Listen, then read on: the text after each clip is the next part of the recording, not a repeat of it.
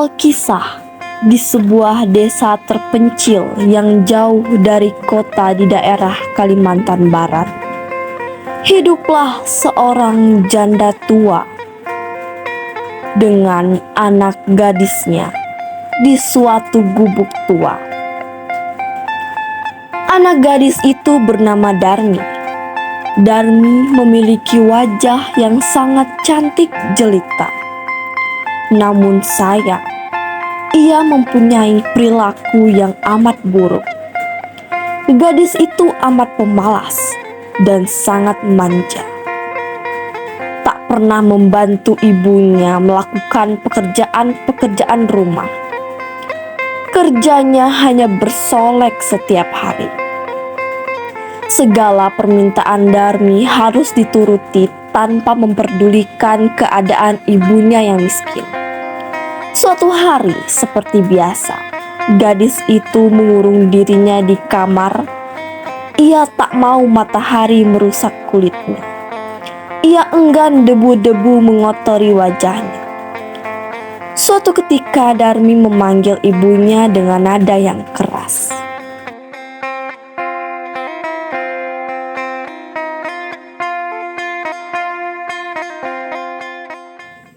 Ibu! Ya, Nak. Bukankah aku sudah bilang, setiap aku bangun, ibu harus meletakkan kamar ini dengan rapi dan membuat susu untukku. Kamu itu sudah besar, Nak. Kamu bisa mengerjakan semua itu sendiri. Ibu kan tahu aku lagi sibuk.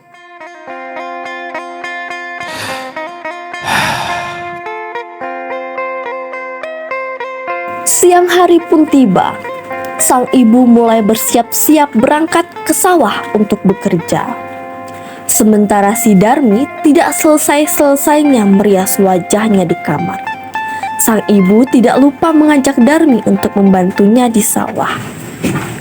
Nak. Apa sih, Bu? Nak, ayo bantu ibu kerja di sawah. Enggak lah, Bu. Nanti kalau kuku dan kulitku kotor gimana? Apa kamu tidak kasihan sama ibu, Nak? Saya lagi dandan, Bu. Ibu aja pergi ke sawah sendiri. Ibu kan sudah tua, mana ada lagi yang tertarik sama wajah keriput ibu. Ya udahlah, Nak, biar ibu saja yang ke sawah. Mendengar jawaban anaknya itu, sang ibu tidak dapat berkata-kata lagi. Dengan perasaan sedih, ia pun berangkat ke sawah untuk bekerja. Sementara si Darmi tetap saja tinggal di gubuk, terus bersolek untuk mempercantik dirinya. Sesampainya di sawah, sang ibu bertemu rekan kerjanya dan menanyakan keadaan si Darmi. Di mana Darmi, Bu? Di rumah. Sedang apa? Kok di rumah terus? Nggak tahu, mungkin sedang dandan. Dandan? Loh, apakah dia tidak mengantarkan makanan untukmu? Nggak tahu. Ya udahlah, kita langsung bekerja aja yuk.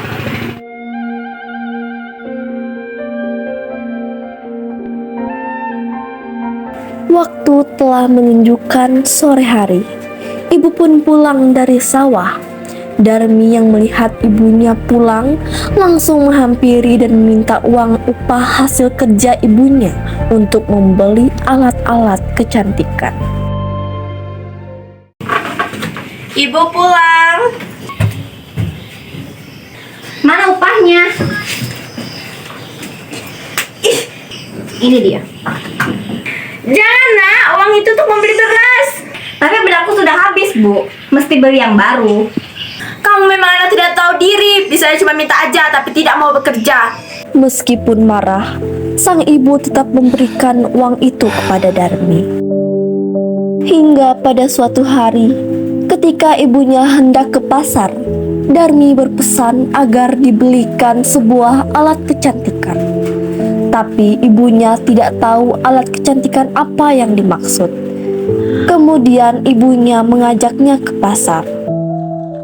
Bu, tolong belikan alat kecantikan lagi, Bu. Yang mana, Nak? Ibu nggak tahu. Yang itu loh. Kalau begitu, ayo teman ibu ke pasar. Aku nggak mau ke pasar sama ibu. Tapi ibu tidak tahu walau kecantikan apa yang kamu maksud, nak. Namun setelah didesak, Darmi pun bersedia menemani ibunya ke pasar. Ya udah, aku mau ke pasar, tapi dengan satu syarat, ibu harus berjalan di belakangku. Memang kenapa, nak? Aku malu pada orang kampung jika berjalan bersama ibu. Kenapa harus malu, nak? Bukankah aku ini ibu kandungmu? Ibu seharusnya ngaca, lihat wajah ibu yang keriput itu. Dan pakaian ibu yang sangat amat lusuh. Aku malu punya ibu yang berantakan seperti itu. Ya sudahlah, nak, kalau itu maumu. Walaupun sedih, sang ibu pun menuruti permintaan putrinya. Setelah itu, berangkatlah mereka ke pasar secara beriringan.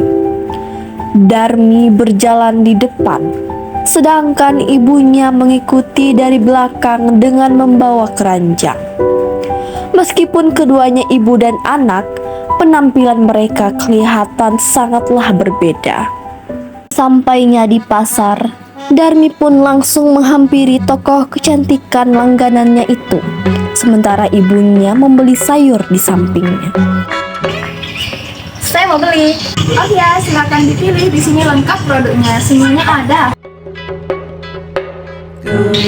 Ya udah, saya ambil ini aja. Itu cuma 20.000 aja.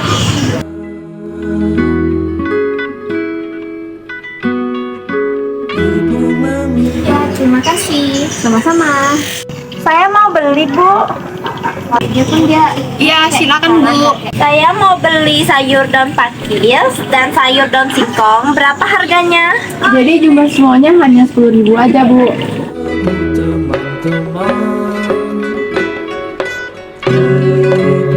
Ini uangnya. Terima kasih, Bu.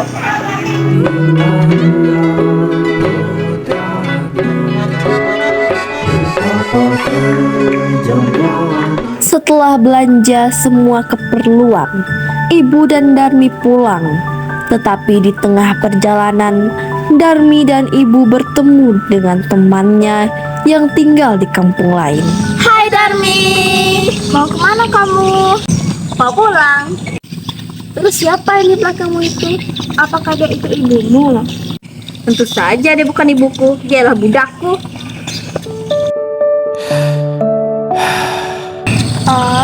Ya udah Mi, nanti kita ketemu lagi ya. Dah.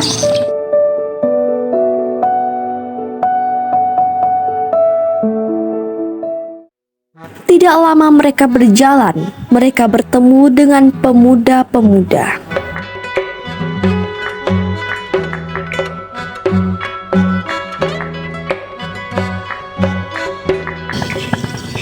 Lihat wanita itu, cantik sekali bukan?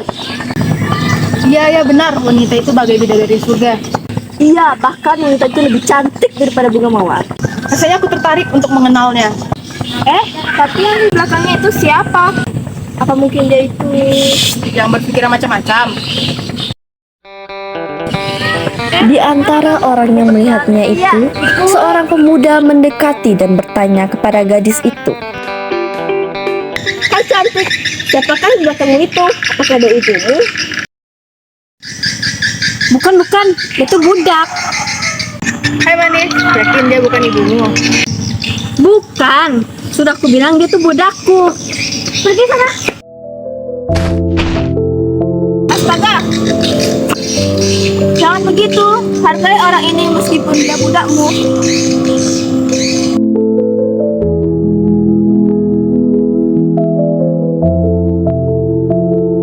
Alangkah terlukanya sang ibu mendengar semua itu. Hatinya menangis dan ia benar-benar tak berdaya menahan sakit hatinya. Ia berbisik dan memohon kepada Tuhan. Akhirnya si ibu pun berdoa. Ya Tuhan, hamba tak kuat menahan hinaan ini. Anak kandung hamba begitu teganya memperlakukan diri hamba sedemikian rupa. Ya Tuhan, hukumlah anak durhaka ini. Hukumlah dia. Atas kekuasaan Tuhan yang Maha Esa, perlahan-lahan tubuh gadis durhaka itu berubah menjadi batu. Perubahan itu dimulai dari kaki. Ketika perubahan itu telah mencapai setengah badan, anak gadis itu menangis memohon ampun kepada ibunya. Ibu, ibu, ampunilah saya, ampunilah anakmu yang durhaka ini. Ibu, ampunilah anakmu ini. Maafkan ibu, nak. Anak gadis itu terus meratap dan menangis memohon kepada ibunya. Akan tetapi semuanya telah terlambat. Seluruh tubuh gadis itu akhirnya berubah menjadi batu. Sekalipun menjadi batu, namun orang dapat melihat bahwa kedua matanya masih menitikkan air mata, seperti sedang menangis. Oleh karena itu, batu yang berasal dari gadis yang mendapat kutukan ibunya itu disebut batu menangis.